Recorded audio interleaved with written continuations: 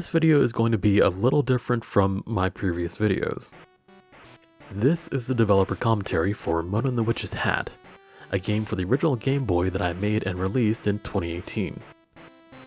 At the very start of 2020, I recorded this entire video in an afternoon. The video was written in a similar style to Matthew Matosis or Joseph Anderson's in-depth game design videos, and you may notice the similarities when you begin watching the commentary for yourself. Anyway, for a long time I left the video sitting on the cutting room floor until someone inspired me to release the commentary, with the hopes that I'll do developer commentaries on my other games in the future. So we'll see. Maybe you'll like it, maybe you won't. But I hope you enjoy the video regardless. By the way, I remade the game for the Game Boy Color with new graphics and music, but this commentary isn't going to cover that version of the game. Anyway, without further ado, here is the developer commentary for Mona and the Witch's Hat. Enjoy.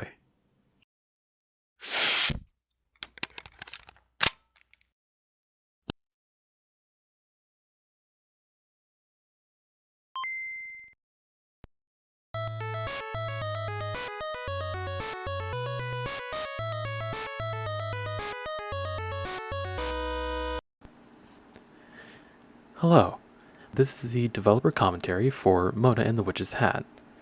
Throughout this video, I'll be explaining all of the design decisions that went into the game, tell a few stories involving its development, and share a few secrets about the game you may not have known. If you haven't had a chance to play the game yet, now would be a great time to play it, as I'll be talking about major spoilers for the game during this video. A link you can follow to play the game is provided in the description. It takes about 10 minutes to complete from beginning to end, so I recommend playing the game first and then coming back to watch this video. Now, before we begin, I would like to take a moment to give a shout out to Sergio DePrado for his work on the musical score for this game. Without both his technical knowledge and musical prowess, the game would have likely never been released. I owe a great deal of thanks to Sergio for the whimsical music that brought this game to life. So, once you're done watching this video, I suggest going to his itch.io page linked below. Check out a few of his games and leave a few comments. You never know just how much of an impact a few kind words can have on a talented artist, especially in a field that tends to see a lot of negativity. With that out of the way, let's begin.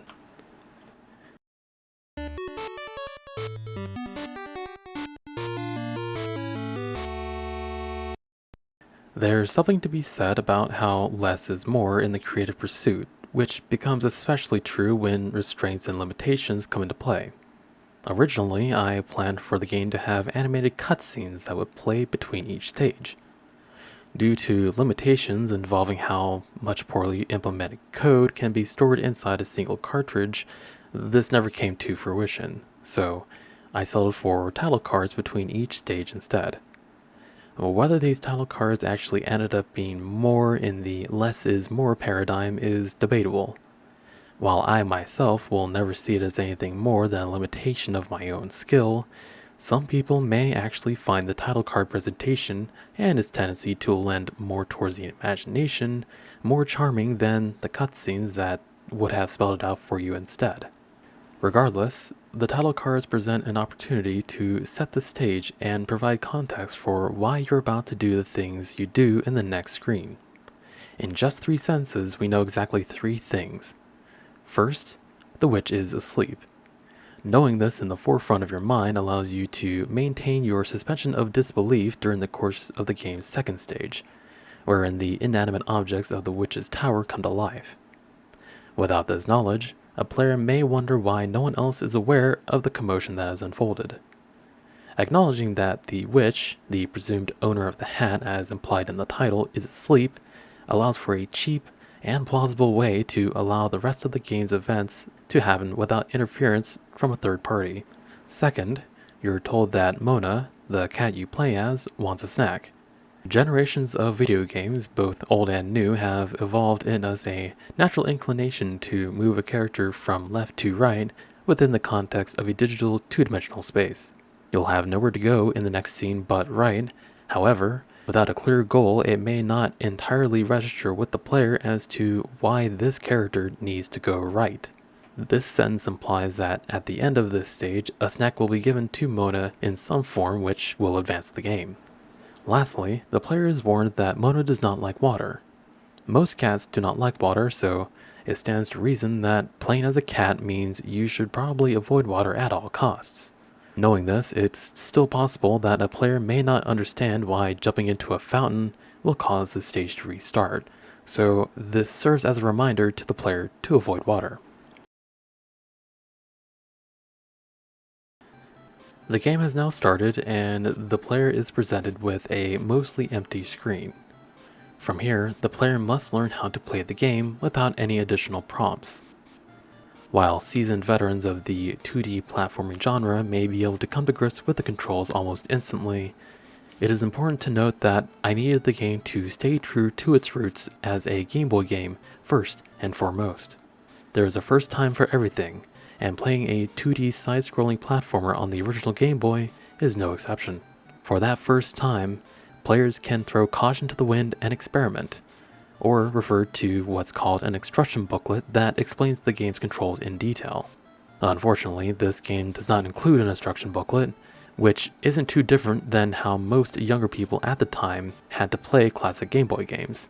Every friend that I knew would just throw away the box and booklet because they were just pieces of paper and cardboard. With that being said, I would suggest that many developers of the time probably expected this to happen, and so had to teach the same contents of the instruction manual in the game itself by way of designing the game to introduce concepts and mechanics gradually over time. The first concept that is introduced is movement. Pressing either left or right on the directional pad will move you left or right. This will only get you so far though, until you're presented with the very first obstacle of the game. This obstacle is made up of only 2 steps and a flat platform. At this point, the player is required to know how to jump in order to progress. Eventually, a player will press every button until the A button is pressed, which will result in a jump. Players will see that vertical acceleration and form together the idea that pressing A will move the character upwards. While jumping may present a new angle to approach the problem, there is still one missing component that's vital to the solution. A player must then combine the previously mastered idea of movement with the idea of ascension, and therefore attempt both jumping and moving at the same time, resulting in the player crossing the very first obstacle of the game. The mastery of this mechanic will be the driving force behind almost every action the player makes from this point onwards, so it makes sense to have the very first obstacle be the one that requires the mastery of that mechanic in a safe environment before introducing more concepts later on. It is also at this time that a player may learn the fullest extent of the character's jumping ability, which will come in handy in just a moment. The very first thing you see when clearing the first obstacle is a shelf. While this may seem like a coincidence, this was purposely done to draw the player's attention to it before introducing the next obstacle. When moving from left to right, most players are not looking at the character, but are instead looking at the right side of the screen, scanning for the next potential obstacle to overcome. By presenting this platform first, even if the player completely ignores it, the player's brain will still subconsciously recognize that the platform was presented as new information. Upon being presented with this new information, some players will naturally want to experiment with it by demonstrating the mastery of the knowledge gained by clearing the first obstacle. Some players will jump on top of it immediately without a second thought, but others may ignore it instead, so another obstacle is presented to account for this. This second obstacle is much like the first, except you are given visual clues to indicate a greater notion of danger than before. The first visual indicator one may notice are the fountains on the wall. These fountains are designed to look menacing in order to hint to the player that it's probably not a good idea to jump into the water being poured underneath. To give them a menacing appearance, the fountain heads vaguely resemble goat heads. Within medieval fantasy mythos, goats are a symbol commonly associated with satanic imagery. Regardless of your particular faith, Satanism is generally considered bad on some level of most people's moral compass. So, By invoking satanic imagery in a way that warns the potential for danger to the player, we're able to get across the idea that the water below will likely cause something bad to happen, as I'm about to show right now. So, the player may have jumped into the water, ignoring the wording in the level's title card, the ominous look at the fountain, or the fact that the main character is a cat that probably won't like to touch water. It is at this point that most players will be presented with knowledge of two things. The first is that there is a punishment for failure that results in a consequence, the consequence of which is returning to the start of the level. Thankfully, this level is short enough that being set back to the beginning is not enough of a deterrent from trying again. The second learned point is that of driving home the idea that water causes a player to enter a fail state. The player is basically given 3 warnings about this danger by this point, so naturally it stands to reason that if a player hasn't learned this lesson yet, it's time to fully understand it, try again, and then avoid water from this point forward. Now we've reached the same spot where we just recently perished and hopefully learned our lesson. At this point, players may attempt to clear the gap by jumping, but this will prove to be a fruitless endeavor no matter what. Eventually, the player will attempt to jump and will collide with the shelf on the left, either from below or by landing on it. In either scenario, the player will recognize that the shelf is solid enough to stand on. This idea, coupled with the presentation of the second higher shelf, will naturally encourage players to jump on that one as well, as most players have a natural inclination to ascend to greater heights in most interactive forms of media. Upon climbing to this higher shelf, a single perilous jump will be presented. This jump isn't too difficult, but the rising tension of this moment is heightened with the knowledge that a slip-up will cause Mona to fall to the depths below and cause the level to restart. Upon clearing this gap, the player feels accomplished for having truly mastered the moving and jumping mechanics even in the face of danger. This accomplishment, while small, will prove to be a useful learning experience when facing off against the perils in the next level. From here, the tension comes back down, a moment which is not only felt by the player, but also visually represented by having Mona jump down to safety from the highest point of the level. This is also a one-way street, as there's no way to return from whence you came without restarting the level by purposely jumping into the fountain. This serves a dual purpose of not only encouraging the player to continue pressing forward, but also offers an opportunity to present a new obstacle in the next level. The player ends the level by jumping onto the fish on the desk. This is the quote-unquote snack mentioned in the title card at the start of the level. While I doubt most people would snack on an entire fish, leave it out for the pet to eat, or leave it out to rot and stink up one's residence, it does provide a distinct visual indicator to the player that this is the goal of the level. When most people think about what cats eat, they usually imagine a cat eating a fish. By connecting the dots with the implied knowledge people have of cats, one can assume that this is the goal of a level with just a single glance. It is also worth noting that the rest of the decorations in this room are merely there for flavor. While it is entirely possible to jump up to the shelf where the witch's head is sitting, doing so nets no benefit to the player.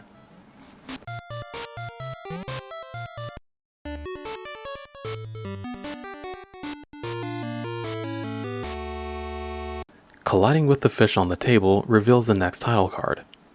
Even if you ignore everything else on this card, the 4 words "everything comes to life" will provide more than enough context in a fantasy setting to convey that the area your character once presided and had mastery of will soon have more obstacles presented which you will need to overcome. The first thing you'll see when starting this second level is an object moving up and down. In case you weren't able to tell, this object is a broom. It's fairly difficult to convey what the object is when you have so few shades of green to draw with. Even so, this broomstick shares an important characteristic with the shelves, which is that it has the darkest shade of green around its outline. Note that almost every object in this game uses the darkest shade of green to signify that it is interactable to some degree, such as standing on it, jumping on it, or shooting it, as we'll see in a minute. The other shades of green are relegated for details and background objects. This provides visual contrast that is not only easier to see on a physical Game Boy, but also conveys some form of importance in terms of how likely the player is to interact with it. Much like how animation cells in older cartoons stand out from the painted backgrounds that the cells are laid on top of, using the darkest shade of green for interactable objects hints to the player that the object isn't just a background element to be ignored. The flying broom provides the only option to ascend over the obstacles below. While some players may jump on the broom, others may choose to ignore it. Let's do that and discover what happens. One of the first obstacles in this level is the cauldron. It will continually spit out spoons and knives every 2 seconds. The player's first instinct will be to try to jump over this cauldron or walk past it. In either scenario, the player is returned to the beginning of this stage. This serves as a way to introduce the dangers that the cauldron presents with little consequence. The idea behind dying to the cauldron is that cauldrons are used for cooking. Cooking requires heat, and heat can cause burns, which is generally not good. As for getting hit with the knives and spoons, as anyone who used the gravity gun in Half-Life 2 can confirm, being hit with a small object at high speeds is generally not good for one's health. You may notice on the game's itch.io page that there's a GIF of an earlier build of the game where the cauldron spits out forks and spoons to either the left or the right. Early playtesting revealed that this element of randomness was a little too random to be fun, so I opted to make the cauldron shoot straight upwards instead. Anyway, the cauldron presents itself as something to avoid. Upon realizing that it's impossible to leave the room the same way it was entered, the player may then attempt to take the flying broom above. Eventually, the player will jump on the broom. The player will then jump up to the shelf, but then be presented with yet another obstacle. This one comes in the form of a book. Its erratic, jerky movement conveys that it could potentially cause a fail state, which a single touch can confirm. With no available option to simply walk past it or jump over it, the player must try to figure out how to pass the obstacle. With only one face button left to press other than start and select, the player will eventually press the B button and discover the ability to fire stars. The new ability is signified with the presence of the witch's hat, which now rests on top of the main character's head. This implies that the hat gives the main character the ability to perform this newly discovered action. Upon firing the star at the enemy is defeated and the path is now clear to progress. At this point, shooting enemies with stars is now part of the player's arsenal of mechanics that will be used to progress. On the game's itch.io page, you can see a GIF of an older build of the game where barrels appear in the place of books. Originally I went with barrels, but thematically they didn't make as much sense to appear in a witch's study, so I changed them to books. The broom then appears once more, now bridging what was once an impassable chasm between the former half of the previous level and its latter half. After hitching a ride and clearing the jump, another obstacle is presented. Another flying book can be found underneath the player. While it's very easy to avoid, it offers an opportunity to find out whether the player can actually jump on enemies or not. This is one part of the game that I wish I had designed better. In earlier versions of the game, this same enemy appears right at the beginning of the level, in a similarly lower spot relative to the player. Had I presented that opportunity to jump on an enemy sooner, I could have taught that mechanic to the player without as much risk involved. At this point in the level, too much progress has been made, so the risk of losing that progress outweighs the reward of finding out if you can jump on enemies. As a result, most players opt to jump over the enemy instead. This final obstacle in this level is a combination of both the first obstacle from the first level and one of the first obstacles you encounter in this level. After gaining so much mastery over the mechanics of the game at this point, I decided to reintroduce an old obstacle in a new way that provides a much bigger challenge than it did before. This is also a tense moment, one where one slip-up means restarting the level. If it sounds familiar, that's because this obstacle is meant to reflect the tension experienced in the previous level, but with even higher stakes than before. With one last well-timed jump, the player clears the obstacle and returns to where it all started. At this point, the player should feel confident with the knowledge and mastery of the game's mechanics. The game is far from over though. In fact, there are still 2 stages left to complete before the end screen is revealed.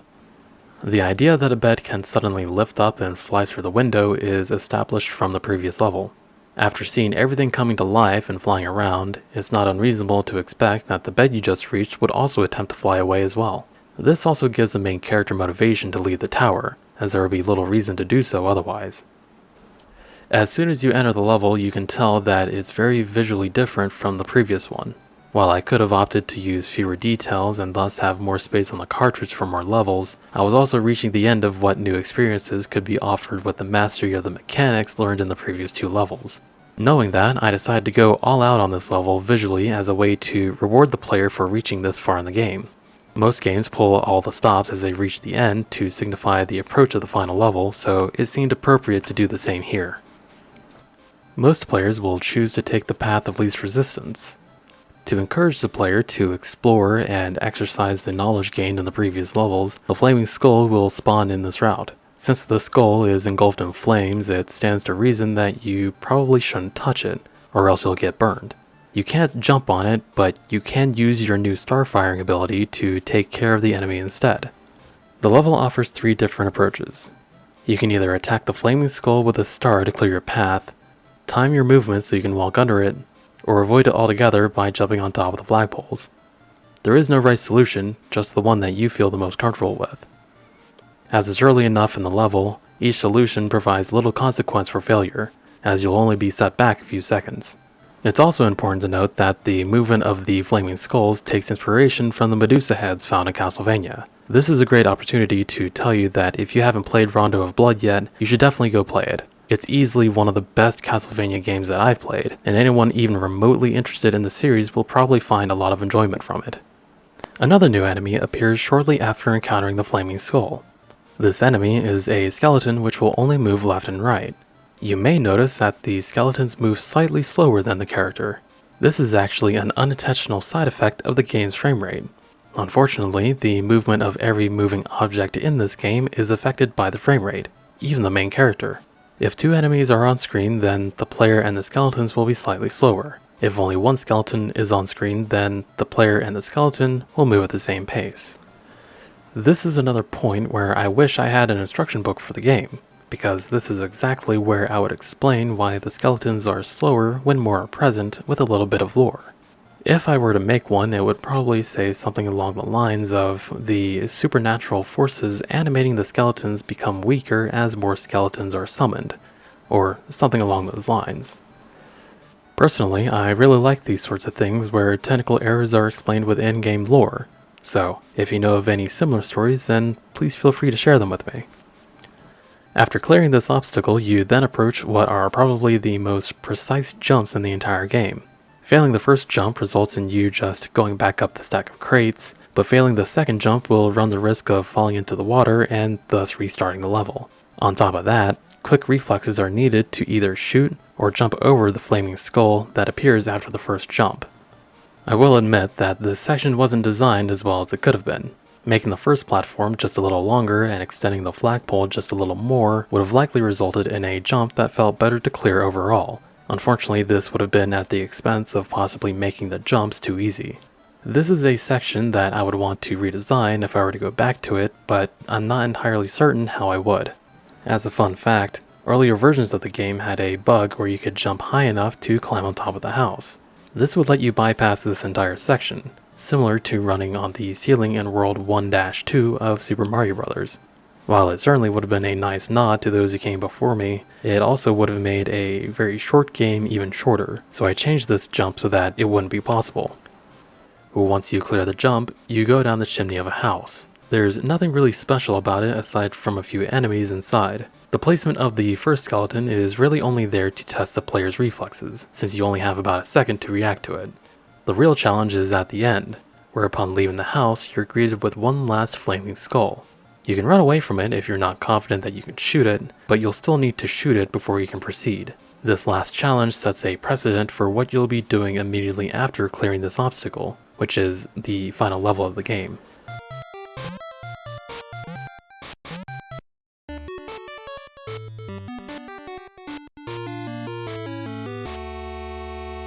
This is the second to last title card presented to the player before the game ends, and yeah, that's really about it.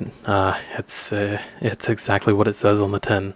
This section lasts exactly 30 seconds, so I don't have a lot of time to give insight into what's happening on screen and have to talk very fast. There's a funny bug involving this section where if you look at the source code of the game, you may notice that Mona's sprite shown here appears twice, once in the Mona.gbr file and again in the enemy.gbr file. The sprite shown here is the one in the enemy.gbr file. I couldn't figure out why the enemy sprite was being shown during this segment even though it's not the sprite I set, so I just changed the enemy sprite to include Mona and used that instead.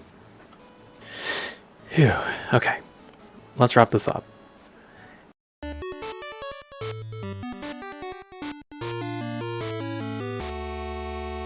Here's the final title card.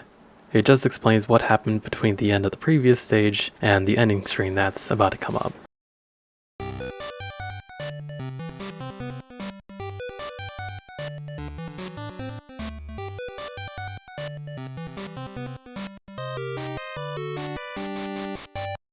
Despite the name of the game, this is actually the first and only time that the witch in Mona and the Witch's Hat ever makes an appearance.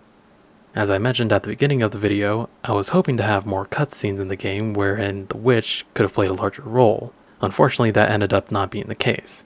Despite that, I'm still pleased with the presentation of the game, minimal as it may be, and I'm also pleased that the witch could at least make one appearance, even though it was at the end.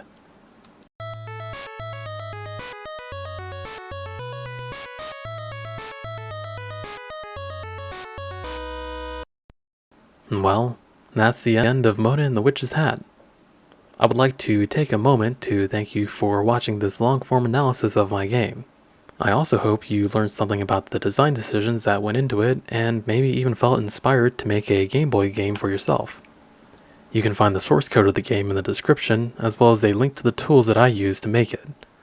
Feel free to download the source code, build the game, and change it however you like to make it your own. Anyway, thanks again, and until next time, take care.